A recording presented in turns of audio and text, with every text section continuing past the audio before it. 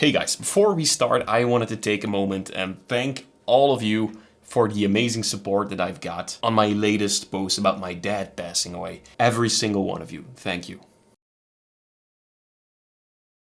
Adobe just released Premiere without the Pro 26.3. Ever since version 26, Adobe has been adding great features and tools that we've been asking for. And today, they did it again. Who knows, maybe Adobe will catch up with DaVinci Resolve one day. Just keep copying stuff like the color page.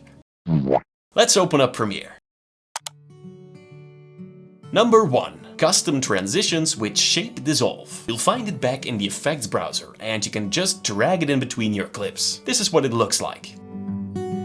Alright, so to customize it, make sure it's selected and go to the effect controls. You can click the randomize button, which will give you a random transition of course, or you can customize it yourself. What I usually do is increase the ease in and ease out properties. That makes it all look a little smoother. Then for the transitions, those are also randomizable. The shape lift, incoming lift and outgoing lift all change the way the transition feels. Now if you scroll down to the bottom, you can customize the shapes. I really like shards, so let's pick that one. And right here you have a few options to further customize the shapes. Looks like this. Of course you can also click randomize on this one, but I'll stick to the shards. Then at the bottom you can change the type of transition. Let's set it to linear. And even those come with more controls. You can make a lot of different transitions and save them all as presets, which of course is very cool. By the way, Adobe watches this video, so if you want them to change, remove or add something to Premiere, let them know down below. Number 2. Object Mask Improvements. The Object Mask tool is pretty new to Premiere. It's an AI masking tool that can detect people and objects and rotoscope them extremely fast. If you want to see a video about that, watch until the end and I'll link it to you. Apparently this system now works even better, so we're gonna test it out in 2 ways. You'll find the Object Mask tool in the toolbar. Now not many editors know about these 2 buttons, the Sharp and Smooth mode. The first one works really well on objects with a well-defined edge, like a car or something. The Smooth mode works well on more detailed edges, like hair or stuff that blends in more. Let's try the Sharp mode on this McLaren here. If you hover your cursor, it instantly detects the car. Then left click and in the effect controls, click the Track Mask Forward and Backward button.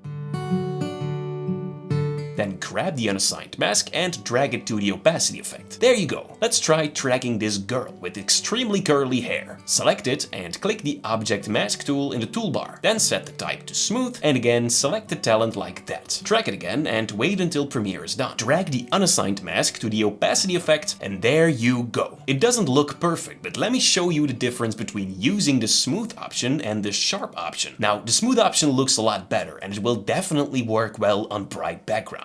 Next I want to show you the best upgrade for Premiere ever. Storyblocks. I use their plugin to download unlimited videos from their 100% human-made stock media library, built for creators. Once you found the clip you want, click the download button and boom, it will appear in your project panel. It's built to save you time because you don't even have to leave Premiere. The footage is made by real artists. Storyblocks doesn't accept AI-generated assets. They work with actual filmmakers and artists from around the world who create high-quality footage, music, sound effects, and templates. Everything you download is royalty-free, pre-licensed and ready for personal, commercial and monetized projects. I've used Storyblocks to grow all my channels and I'm not just using the stock media but also the ready-to-use Premiere Pro and After Effects templates. Those templates are still saving me hours every day. To get access to the human-made stock media library built for creators and essential to my workflow, head over to storyblocks.com/Premiere Basics. They're currently offering 15% off any annual plan for a limited time, and that discount is only available through my link. Thank you Storyblocks so much for sponsoring this video. Number 3. Highlight details with the Magnify effect. You'll find it back in the effects browser and you can drag it to your clip like that. This is a pretty simple effect to use and does what it says, but there's again a lot you can change, like the magnification,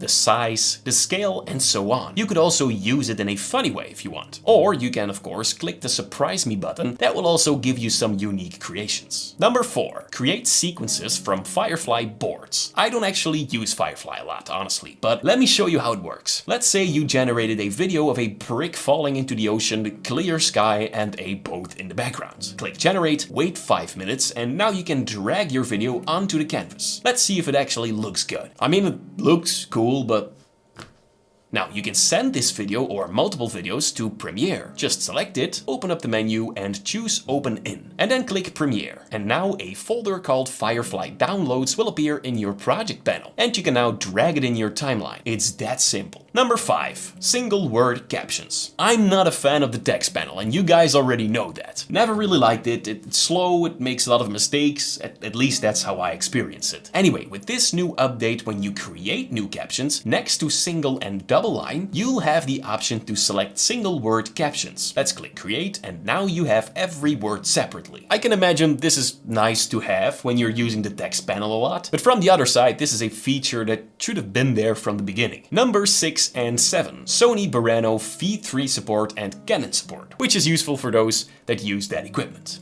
Good to know. Next, I want to show you how to copy a cinematic look from any movie in the next video right here on your left. Or just watch the video about masking. Thank you guys so much for watching.